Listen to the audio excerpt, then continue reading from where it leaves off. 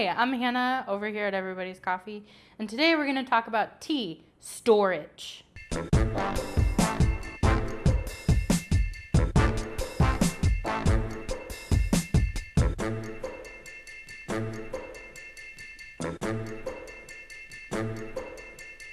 Welcome back. I'm going to talk to you about tea storage. Yeah! There's two things you need to keep in mind when you're getting tea and then storing your tea. Tea, like coffee, we have another video that Josh did about coffee storage, but tea has a lot of volatile oils, good volatile oils. Tea itself, the process of making tea is all through oxidization. And when you store your tea, you want to stop that process from happening as much as possible because you want to keep those flavors locked and sealed in that moment of flavor purity, basically, in a nutshell. I'm just going to talk to you guys about a couple of things, give you a couple pros and cons on these tea storage devices that I have in front of me, or vessels, these tea vessels I have before me. So the first one that we have is a copper tin. We use this in the coffee shop. It's great. It's airtight and it's super dark, which is something you want to keep in mind. You want something airtight and super dark. The con is this is ginormous. We use it in the coffee shop because we do go through a lot of tea, so we are constantly keeping our stock going. But for home use, this is just a terrible idea altogether. The next thing we have is a mason jar. Mason jars, cool. I mean, everybody's mom probably has one. Or anyone that cans has mason jars. Anyway, this one's really nice. Pro, airtight. Super nice.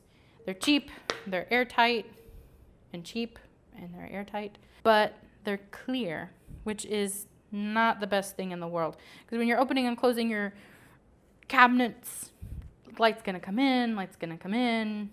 Just day in, day out use. It's just not the perfect thing for you to have. And then on the third end, right here, we got this little guy. Great.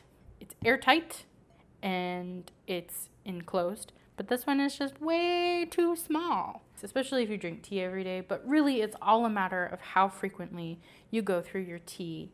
Whether you want to go with something small like this, like, oh, I don't go through tea that often. Maybe you might want to get a bigger container for that. Or you go through your tea super quick, so you can dose out however much tea you're going to use in a couple of days and then just keep it in this quick shelf grab off the counter and go for it. These are just some basic things.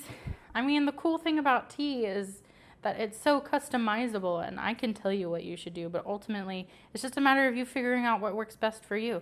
You're going to buy things and it's not going to work, or you might buy things and then it'll work and it'll be the best thing ever, but I can't tell you exactly how it's gonna work out till you do it. But I can give you these pointers and things to look for to help you with your tea journey. Welcome to the end of the video. You made it, you're here, you've arrived. If you have any questions or comments or anything that you wanna ask us, feel free to put them down below in the comment box. We'll do our best to get back to you as much as possible. Feel free to subscribe.